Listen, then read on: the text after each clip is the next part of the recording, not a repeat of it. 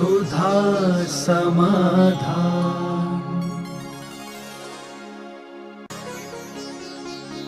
नमोस्तु गुरुदेव, दान का मूल उद्देश्य क्या है? दान का मुख्य उद्देश्य स्वस्याति सर्गो दानम अनुग्रहार्थम, सामने वाले का उपकार हो इसके लिए दान दिया जाता है। पहली बात, अनुग्रहार्थम, हमारे पास कोई वस्तु है, सामने वाले पास नहीं है और उसकी जरूरत है, सामने वाले की जरूरत को पूरी कर देने का नाम है दान। अनुग्रह के लिए दिया जाता है। अब ऐसी कौन से मार्ग पे आप जाना चाहते हैं?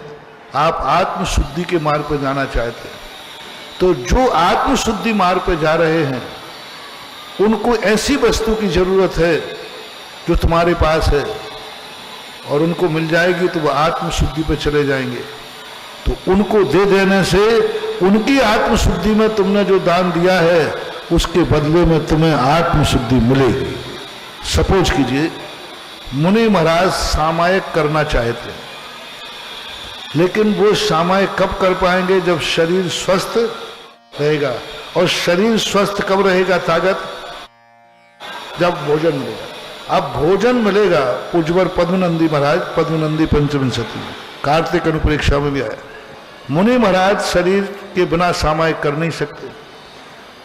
अब सामायिक में आत्मा की शुद्धि होना है ध्यान में, और आत्मा की शुद्धि कब हो? जब शरीर में ताकत हो। और शरीर ताकत कब हो? जब आहार मिले। और आहार किसके पास है? तुम्हारे पास है। तो अब तुमने महाराज को आहार दिया, क्योंकि शरीर को शक्ति आएगी तो सामायिक करेंगे। तो मुनिराज जब जब सामायिक करेंगे उसकी विशुद्धि की वर्णाएं उसको जाएंगे जिसने आहार दिया था। यह है आत्मशुद्धि। इसलिए दान उसे दिया जाता है जो गुण हमें चाहिए। हमें भगवान बनना है तो भगवान के लिए दान दीजिए, साधु बनना है तो साधु को दान दीजिए, क्योंकि जैसा बोगे वैसा पाओगे। यदि वीतरागी को दोगे वीतरागता आएगी, रागी को दोगे तो राग आएगा। तुम्हारे दान से सामने वाला दान लेकर क्या करेगा वो हमें विचार करना है। देने से ही मतलब नहीं है, तुम्हारे देने से कुछ नहीं होता। तुमने किसी को कोई वस्तु दी, उसने लेने के बाद उस वस्तु का पाने के बाद उसने क्या किया, बस इतना सा सोचना है। तुम्हारे पाने के बाद यदि उसने चोरी की, तुम्हारे पाने के बाद उसने गलत किया, तुम्हारे पाने के बाद उसने सामायिक की, स्वाध्याय किया, तो वो जो जिस पर्पज से दान दिया जाता है, आत्म विशुद्धि वाले को दान दोगे तो तुम्हारा भी आत्मा की विशुद्धि होगी। दान एक बहुत बड़ी क्रिया है जिसमें जो कार्य हम नहीं कर पा रहे हैं वो हमारी वस्तु से। एक बार मैंने कहा था कि आप लोग मुनियों को नमोस्तु करते हो कि नहीं करते हैं? व्यवहार है ये, निश्चय नहीं है, ये व्यवहार है। और व्यवहार क्या कहलाता है कि जिसको व्यवहार दो फिर उससे व्यवहार लेना भी पड़ता है। किसी का व्यवहार ले लो तो कहते भाई वहां तो हमें जाना ही पड़ेगा व्यवहार, तो ये नमोस्तु व्यवहार है। अब तुमने मुझे नमोस्तु किया है, अब वो बताओ मैं तुम्हें कब करूंगा? व्यवहार लगे तो महाराज जी कर लो ना, अभी ऐसे कैसे करूं? तुमने कब किया? तुमने कब किया? जब मैं मुनि बना। अब तुम्हें यदि नमोस्तु किया है तो मेरा नमोस्तु कराने के लिए तुम्हें मुनि बनना पड़ेगा। अब तो व्यवहार लग गया। महाराज जी अब आज से नहीं करूंगा, वो तो कर चुके तुम बेटा, कर चुके, वो व्यवहार चुकाओ पहले। अब महाराज जी ये तो बड़ी आफत हो गई। अब इसका एक तरीका जिनवानी ने कहा, महाराज को मैंने नमोस्तु किया है और मैं इतना पवित्र नहीं हो सकूंगा कि मैं मुनि बन जाऊं, लेकिन व्यवहार तो चुकाना है। तो जिनवानी मां कहती है चुक जाएगा, तू पूज्य नहीं बन पाएगा, तू अपने धन के माध्यम से एक ऐसी वस्तु का निर्माण कर जिससे मुनिराज नमोस्तु कर लेंगे। दो में से एक काम करना है। या तो तुम मुनि बन जाओ तो मैं तुरंत नमोस्तु ठोक दूं। अरे भाई मुनि बन जाओगे तो नमोस्तु नहीं करूंगा। अब देख लीजिए आप, हमारे पिछले चतुर्मासों में ये नमोस्तु करते थे कि नहीं थे कि नहीं थे। अब इन्होंने हमें नमोस्तु किया, अब ये मुनि बन गए तो हम नमोस्तु करते हैं कि नहीं। दो हाथ छुप गया। अब तुम लोग करो यही काम। नहीं महाराज ये नहीं होगा, सभी लोग पूज्य सागर थोड़ी बन जाएंगे। तो जिनवाणी ने दूसरा रास्ता निकाला, यदि पूज्य नहीं बन सकते हो तो ऐसी कौन सी वस्तु तुम्हारे पास है जो पूज्य बना दे। और महाराज को नमस्कार, वो मात्र एक कारण है, जिनेन्द्र देव की मूर्ति, जिनेन्द्र देव का मंदिर। क्योंकि मुनि महाराज मूर्ति नहीं बैठा सकते। अब आप अपने धन के बल पर मंदिर बनाओ, मूर्ति बैठा लो, और फिर महाराज आएंगे, तुम बाजू में खड़े रहना। बोलो महाराज मंदिर में जाके क्या करेंगे, नमस्ते करेंगे, और धीरे धीरे महाराज जी आपने ही बैठा ली थी। वो हाथ चुक गया, मुझे ना सही मेरी बैठा ली हुई मूर्ति को आपने नमस्कार कर लिया तो भी हमारा व्यवहार चुक गया। ये है कारण मूल रहर। तो अब अपने महाराज को एक ऐसी पूज्य मूर्ति बैठा दी जो भगवान मुनिराज भी नमस्ते कर रहे। आप या तो अपना मुनि महाराज के पैर धोते हो, गंधोदक लगाते हो, आप पवित्र हो जाओ कि आपका भी गंधोदक बन जाए, नहीं हो पाएंगे। फिर क्या करें महाराज, या तो तुम पवित्र बनो कि गंधोदक बन जाए, और या फिर ऐसा कोई कार्य करो जो महाराज नहीं कर पाए और महाराज गंधोदक ले लेंगे।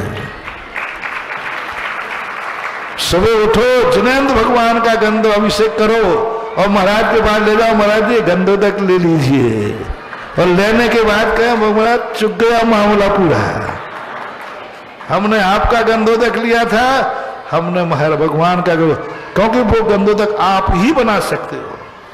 तो इस प्रकार का दान पूजन की क्रियाएं सब बंदे तदगुण लब्धे।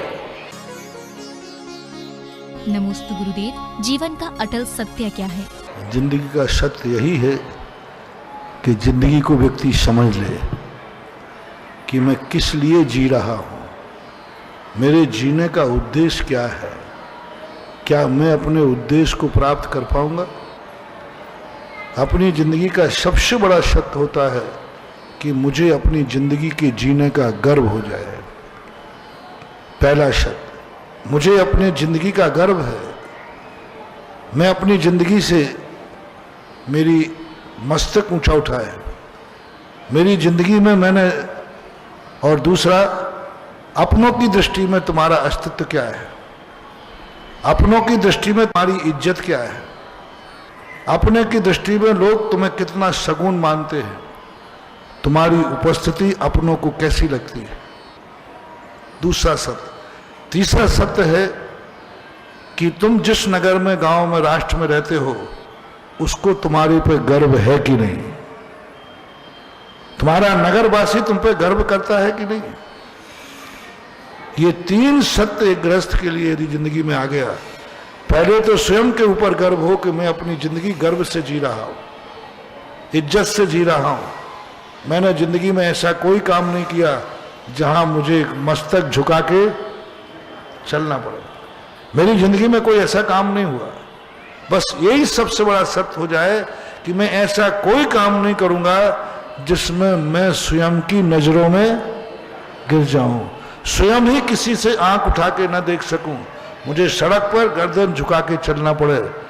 यदि इतना भी सत्य व्यक्ति ने स्वीकार कर लिया तो गृहस्थ जीवन का सत्य इससे बड़ा और क्या होगा। और दूसरा सत्य जो मैंने कहा, आपके परिवार के लोग गर्व कहें कि मेरे परिवार में गौरवशाली है क्योंकि फलाना व्यक्ति है। तीसरा, आपका समाज, राष्ट्र गर्व करे।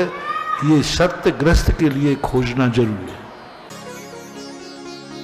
नमोस्तु गुरुदेव, क्या गीले कपड़े से भगवान की प्रतिमा का प्रक्षाल कर सकते हैं? प्रक्षाल बोलते सफाई को, वो स्नान में नहीं आता।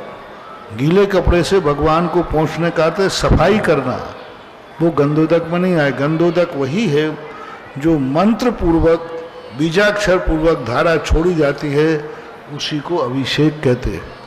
यंत्र विराजमान करने की कहीं आगम में हमें परंपरा देखने में नहीं आई। कहीं भी शास्त्रों में यंत्र का कोई अभिषेक के समय प्रयोग नहीं मिला, लेकिन फिर भी आप लोग विराजमान कर लेते हैं तो दोष तो नहीं है। मेरी समझ से विराजमान करने का इसलिए आया कि गुरु के तो हम चरण पखार लेते हैं, भगवान का अभिषेक कर लेते हैं, शास्त्र का हम क्या करें? शास्त्र को तो हम अभिषेक कर नहीं सकते। तो शास्त्र में जो बीजाक्षर लिखे रहते हैं उनको बीजाक्षर का रूप देकर विराजमान इसलिए कर लेते हैं कि वो जिनवाणी का अभिषेक हो जाता है। क्योंकि उसमें जो यंत्र लिखा था मातृका यंत्र में यही 52 अक्षर लिखे रहते हैं, तो उनका अभिषेक शायद इस मेरा चिंतन है, आगम में नहीं मिला कि जिनवाणी का अभिषेक का गंधोदक मिल जाए, इसलिए विराजमान करने की परंपरा चली हो। आगम में नहीं मिला, इसलिए मैं कोई रेफरेंस नहीं दे सकता।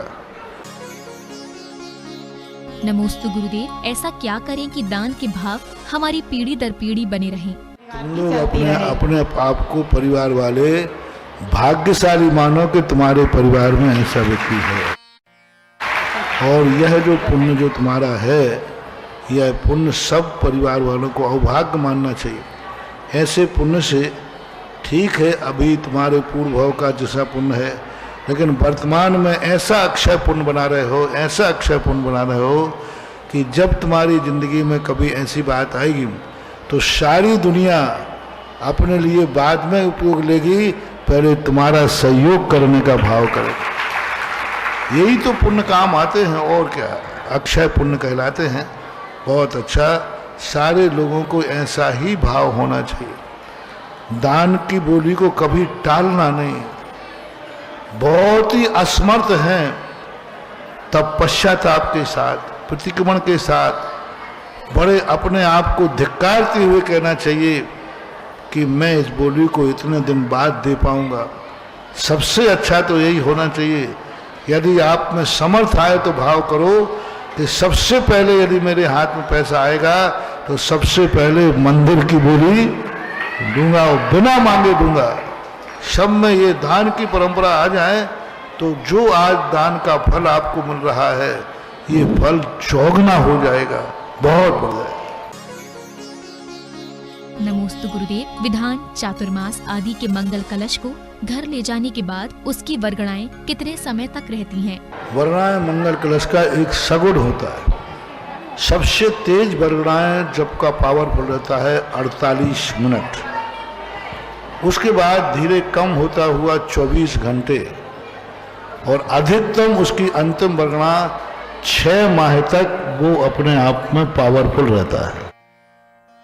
और 6 माह के बाद वह धीरे धीरे एक सगुन के रूप में आप रखो, कोई आपत्ति नहीं है, लेकिन प्रभाव थोड़ा थोड़ा कम होता जाता है। नमोस्तु गुरुदेव, कर्म एवं भाग्य में क्या संबंध है? कर्म से ही भाग्य का निर्माण होता है। भाग्य कोई चीज नहीं है दुनिया में। कल का किया हुआ कर्म आज का भाग्य है, और आज जो वर्तमान में हम कर रहे हैं उसको कर्म संज्ञा कहते हैं। इसलिए कर्म के माध्यम से भाग्य का निर्माण होता है। नाम थोड़ा बदल दिया, सारी दुनिया में का राज्य तो कर्म का ही है। ऐसा नमोस्तु गुरुदेव, भगवान आदिनाथ जी से भगवान पार्श्वनाथ जी के समय तक दीपावली किस तिथि एवं माह में मनाई जाती थी? अपने शासन काल का जो देव भगवान होता है उनके मोक्ष को दीपावली मनाते हैं। महावीर स्वामी के पहले लोग पारसनाथ के मोक्ष कल्याणक को दिवाली मनाते थे। जब उनको मोक्ष कब हुआ था? श्रावणवदी सप्तमी को, तो उस दिन मोक्ष दिवाली मनाते थे। उसके पारसनाथ के पहले नेमिनाथ भगवान का मोक्ष कल्याण, उसके पहले तो सब जो जिनके शासन काल के तीर्थंकर होते हैं अंतिम, उनकी दिवाली मनाई जाती है। और महावीर स्वामी के बाद महावीर स्वामी को मनाते हैं। ऐसा नमोस्तु गुरुदेव, भगवान पार्श्वनाथ एवं कमठ के जीव का बैर 10 भव तक रहा, तो इस दौरान क्या कमठ के जीव का कुल एवं गोत्र एक ही था? नहीं, परिवर्तित हुआ। कमठ नरक भी गया, कमठ मनुष्य भी बना, कमठ यंत्रों में भी गया, देवों में भी गया, सांप भी बना, नाना योनियों में घूमता रहा। 10 भव का अर्थ ठीक वही नहीं जैसे इस भव का था। अब इस भव में जाके वो नरक चला गया, पारसनाथ स्वर्ग चले गए, और बीच में कई भाव धारण किए, गैप भी पड़े। उन बीच में गैप पड़ने के बाद वो कमठ कहीं जन्मा, वो कहीं जन्म में नहीं मिले, लेकिन जब मिले तो बैर के रूप में मिले। हर भाव में मिलते रहे हो ऐसा नहीं, लेकिन जब भी मिले तो बैर भाव में मिले। बीच के भाव कुछ ऐसे भी हैं जो खाली गए, दोनों नहीं मिले। नमोस्तु गुरुदेव, आपने प्रवचनों में कहा है कि देवों द्वारा मंदिर का निर्माण नहीं किया जाता, परंतु कई मंदिरों के बारे में सुना है कि उनका निर्माण देवों ने किया है। कृपया समाधान करें। पहली बात तो है कि ये किंवदंतियां हैं, इतिहास नहीं है, कोई भी इतिहास नहीं, ये किंवदंती हैं, चर्चाएं। दूसरी बात है, देवता दूसरे स्थान का मंदिर उठा के ला सकते हैं, वे स्वयं मंदिर बनवा नहीं सकते, मूर्ति बनवा नहीं सकते। यहाँ की मूर्ति उठा करके दूसरी जगह ले जाएंगे, जैसे सांगानेर के आदिनाथ भगवान के संबंध में किंवदंती है, तो बनी बनाई मूर्ति को तो यहाँ से वहाँ ले जा सकते, लेकिन वो स्वयं बनवा करके, जैसे आप लोग मंदिर बनाते ना या मूर्ति बैठा ले, ऐसी मूर्ति बनवा कर बैठाल करके वो प्रतिष्ठा नहीं कर सकते। तो वो जो बहेरिया है देवताओं के द्वारा कहीं से लाया गया था, ऐसी किंवदंती है। देवताओं ने बनाया था, ऐसी किंवदंती नहीं। इसलिए दो रूप में मानना, पहला तो ये किंवदंती है, इतिहास नहीं है। तीसरा, यदि इसको सही भी मान लेते हैं तो वो निर्माण नहीं करते हैं, वो स्थानांतरित कर सकते हैं। नमोस्तु गुरुदेव, परिग्रह प्रमाण व्रत में अति विस्मय परिग्रह का अर्थ क्या है? अति विस्मय परिग्रह है, बहुत बड़ा परिग्रह है। जैसे किसी का धन देख कर, अरे भाई इसको इतना प्रॉफिट हो गया, अरे इसकी तो इतनी बड़ी हवेली बन गई, इसका अर्थ है कि तुम्हारा मन उस पर ललच रहा है। तो अति विस्मय भी, बल्कि यहाँ तक कहा सम्यक दृष्टि भी आश्चर्य कभी उसको नहीं होता। और जो परिग्रह प्रमाण व्रत है, किसी दूसरे के वैभव को देखकर विस्मय होना, अच्छा ये इसके पास तो इतना वैभव है, तो ऐसा आश्चर्य परिग्रह प्रमाण व्रत के दोष में आता है। नमोस्तु गुरुदेव, पढ़ाई में ज्यादा ध्यान देने से क्या आयु कर्म जल्दी खिलता है? टेंशन से पढ़ोगे तो होगा, मस्ती से पढ़ोगे तो नहीं होगा। टेंशन से पढ़ोगे तो आयु कर्म की उधीर्णा होती है, और सहज भाव में पढ़ोगे तो नहीं होती। सुधा समाधान।